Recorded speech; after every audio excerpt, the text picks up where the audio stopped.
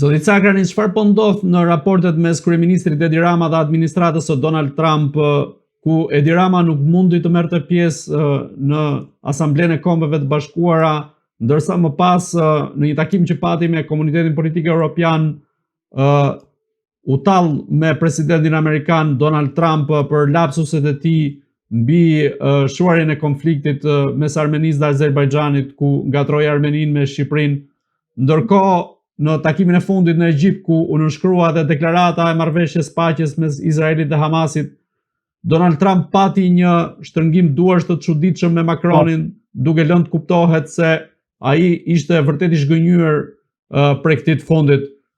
Në këtë rast, a ka një mesazh konkret nga ana e Trumpit, qoftë kundrejt Edi Ramës në këtë rast, apo mund të jetë një vendim i mëvonshëm që mund të merret ndaj kryeministrit Rama për ta përfshirë atë, po themi, qoftë edhe në atë listën e zezë apo të non gratës? Shiko, zoti Rama është i fundit që ka në mendje Donald Trumpi, e kupton ti?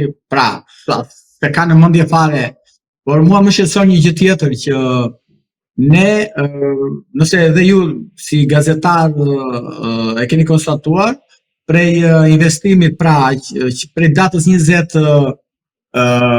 janar të 2025-ës deri sot kanë kaluar përsish 9 muaj apo 10 muaj, dhe ne nuk kemi asnjë marrëdhënie më me Shtetet e Bashkuara të Amerikës. Pra, marrëdhëniet ndërmjet Shtetit shqiptar, qeverisë shqiptare dhe qeverisë të Bashkuara të Amerikës sot janë krejtësisht të ngrira.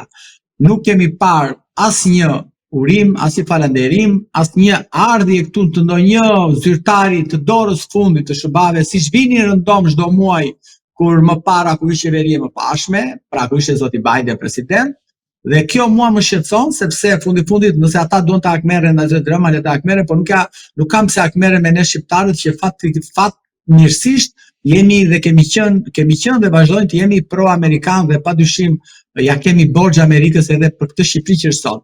Kështu që këto politike mbrapshte, pistët, politikë e ndyrë që ka bërë Edi Rama dhe po bën ndaj presidentit Trump, po pasojat po i vuajnë shqiptarët. Nuk është gjë pozitive që në 10 muaj asnjë kontakt, mos kesh asnjë kontakt me zyrtarët e qoftë Departamenti i Shtetit apo qoftë Shqipërisë Bardh apo me çdo lloj departamenti i Shtetit e Bashkuara.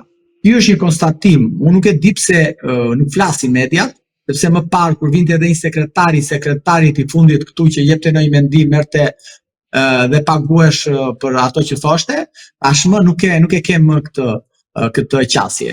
Kjo është, thash edhe një herë, është një, ata që merren politologët duhet ta zbërthejnë këtë, unë jam politolog, duhet ta zbërthejnë kush janë arsyet që Shtetet e Bashkuara kanë ngrirë marrëdhëniet me Shqipërinë. Kjo është e tmerrshme, sepse nuk ka ndodhur, dhe vitin 1997 që ishte Shqipëria në një luftë civile, arritën që vinin dhe dilin zyrtar të lartë amerikanë. Shqipëria prej vitit 90 ka qenë e përkrahur, ka qenë e përgdhelur nga Shtetet e Bashkuara, nuk ka rëndësi kush administrat, aktualisht marrëdhëniet janë të ngrira. Kjo padyshim për faj të politikës së pisët që ka përdorur Edi Rama ndaj presidentit Trump.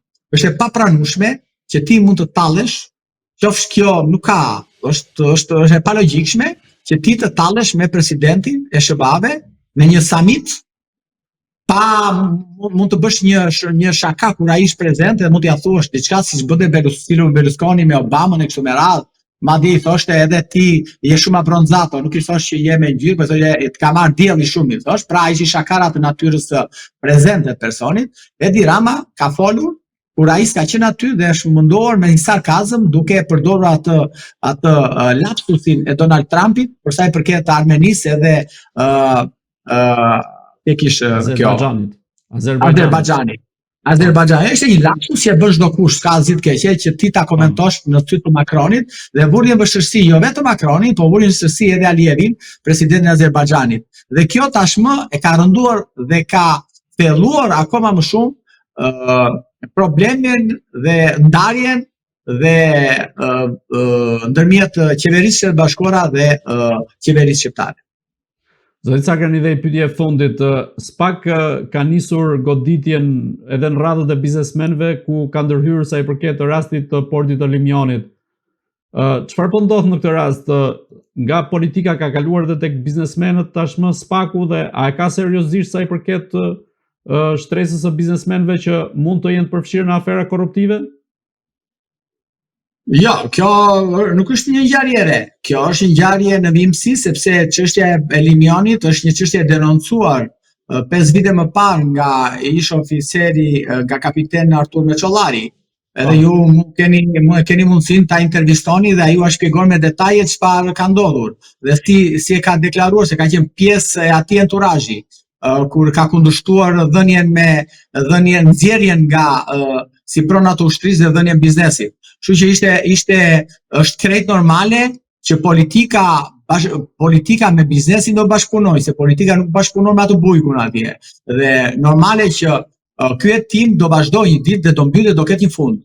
Dhe ja pe bindje që tek ajo çështje që unë e njoh, jo plotësisht, po e njoh për shkaqe të punës time, ajo është çështje e cila është një bombë. Është një bombë, një minë me sahat që do pëlcasi nga momenti në moment, sepse aty njeriu kryesor është presidenti i Republikës sot, zoti Bajan Begaj, i cili në atë kohë ka qenë shef i shtabit përgjithshëm dhe ka firmën e tij dhe ka të gjithë, mund të themi, ka përdor gjithë autoritetin e tij që këto pronat ushtrisë t'u jep bashkë me ministrin e kohës Olta Xhaçka, që këto pronat të ushtrisë të dilnin si pronat të ushtrisë dhe t'u jepeshin për si investitor strategjik biznesmenëve. Dhe padyshim që biznesmeni do merret në përgjegjësi penale, sepse është normale që një njeri i cili investon te pronat e ushtrisë do pyetet, do hetohet, do kontrollohet, do të shikojë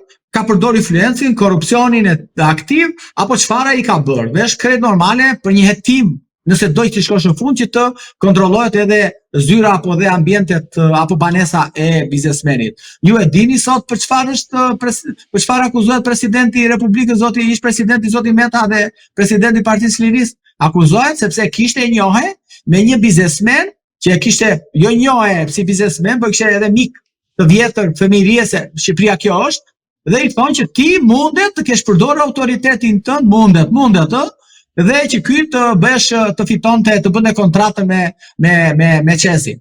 Ja, për kaq akuzohet. Dhe mundet të kesh bërë korrupsioni, thonë. Por në rastin konkret, që presidenti, ministria, të gjithë zinxhiri drejtues i Ministrisë së Mbrojtjes të kohës u vu në dispozicion të biznesmenit, që jo vetëm të atij, po dhe 2-3 biznesmenëve të tjerë, që të pronat e ushtrisë t'i merrnin për investime strategjike. Prandaj them që është normale që të hetohet biznesmeni, të hetohen gjithë. Por koka e gjithë kësaj historie është Barian Begaj dhe Olta Xhaçka. Zoti Cakrani, unë ju falenderoj që ishit në Agora News. Faleminderit juve, mirupafshim dhe një fundjavë të mbarë. Të dashur shikues, bashkë do shihemi në intervista të tjera, por mos harroni të bëni subscribe në kanalin tonë në YouTube.